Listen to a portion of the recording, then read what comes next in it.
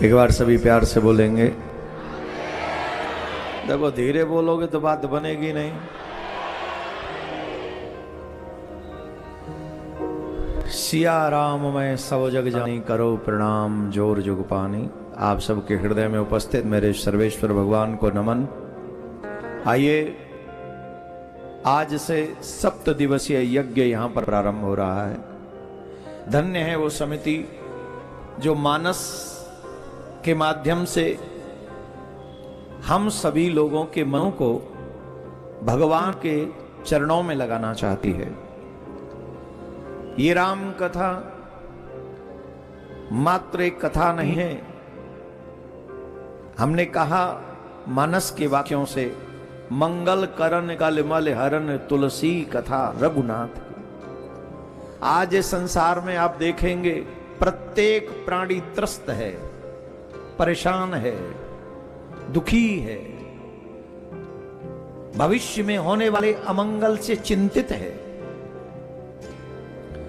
किसी भी प्राणी को पकड़ लो, एक भय उसे सता रहा है कि भविष्य में कहीं मेरा मंगल न हो जाए। मेरा मंगल होगा तो मैं क्या करूंगा।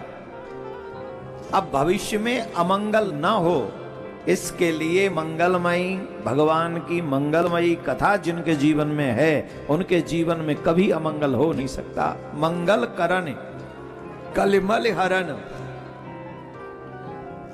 कल के जितने भी क्लेश हैं उन सब का हरण करने वाली है ये भगवान की कथा। देखो हमारे दिल्ली वालों में एक बहुत बड़ी प्रॉब्लम है, देर से आते हैं और जल्दी निकल जाते हैं। दिल्ली वाले क्या सोचते पता, अभी तो महाराज जी मंगलाचरण करेंगे। अरे मंगलाचरण में ही मंगल है, उसका नाम ही है मंगलाचरण। जब हम मंगलाचरण श्रवण करते हैं तो हम भगवान की वंदना करते हैं, और भगवान की वंदना से ही हमारे जो जितने भी बंधन है वो मुक्त हो जाते हैं। अगर देर से ही जाना है तो मूवियों में देर से जाओ।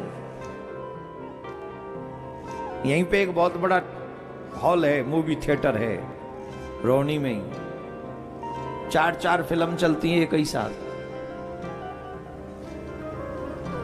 ये जजमान सब समझ गए कि मैं किसकी बात कर रहा हूं।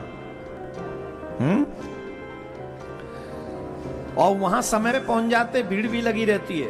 हमारा ऑफिस भी यहीं बगल में है ना, सेक्टर 6 में। तो जब हम आते जाते तो देखते भीड़ वहीं ज्यादा लगी रहती है।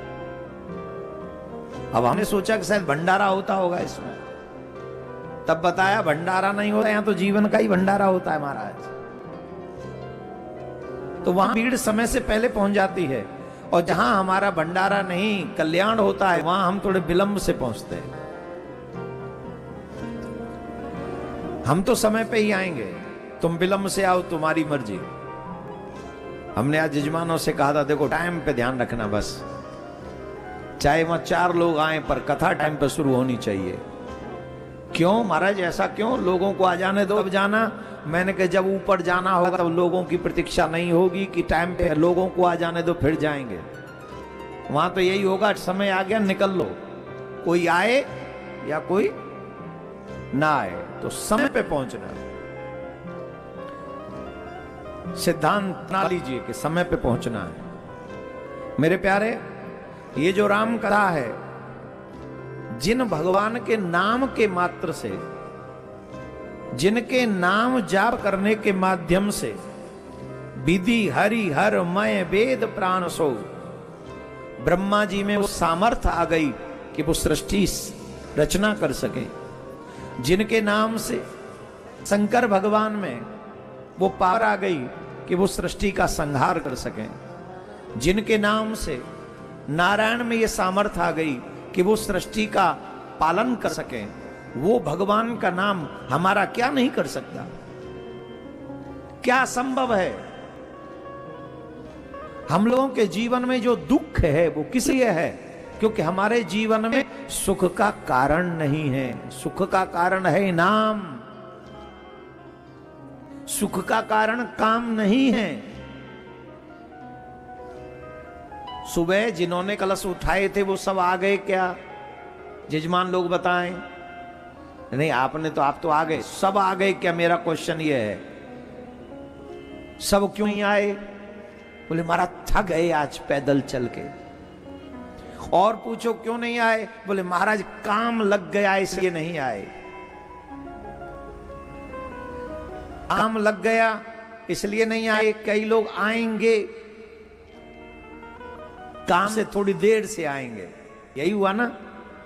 तो ये काम जो है यही तो रोकता है हमारे कल्याण को। ये काम ना तो सुख दे सकता है, ना ये काम हमें शांति दे सकता है। अगर हम सुख चाहते हैं तो नाम ही देगा, अगर हम शांति चाहते हैं तो नाम ही देगा, अगर हम कल्याण चाहते हैं तो भी ये नाम ही हमें कल्याण प्राप्त कराएगा। कई लोग कहते महाराज नाम जप रहे हैं पर परेशानी आ रही है, काम ठीक नहीं चल रहा है।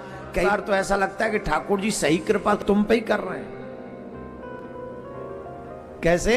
बोले जिसे अपनाना चाहते हैं उसे काम से दूर कर देते हैं, उसे संसार से दूर कर देते हैं और उसका कल्याण करना निश्चित कर लेते हैं। इसलिए ठाकुर जी की बड़ी कृपा है कि तुम्हें काम न दे के व्यस्त नहीं करना चाहते, तुम्हें काम से फ्री करके अपना आप अपने में लगाना चाहते, चरणों में लगाना चाहते।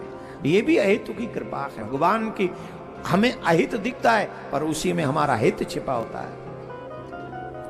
अभी कल आगरा में हम थे, बहुत विशाल हजारों हजारों लोगों के सामने वहां सनातन यात्रा निकली, सनातन बोर्ड बनाने के लिए हजारों हजारों।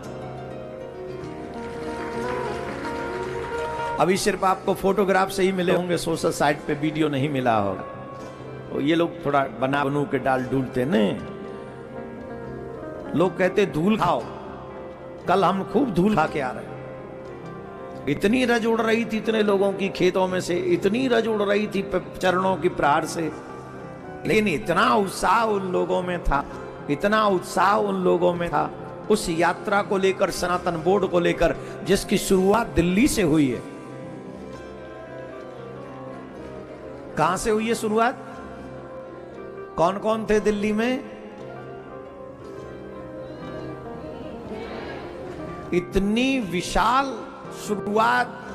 हम तो कहते हैं कि सनातन हित के लिए जो दिल्ली से शुरुआत हुई है, अगर ये कार्य सिद्ध होता है, जो कि होगा ही, भगवान ने चाहा, तो आने वाली पीढ़ी सुरक्षित हो जाएगी, हमारा सनातन सुरक्षित हो जाएगा। देखो जितने सोफा पे बैठे उनसे एक ही निवेदन है, कथा सुनिए तो फैलना मत।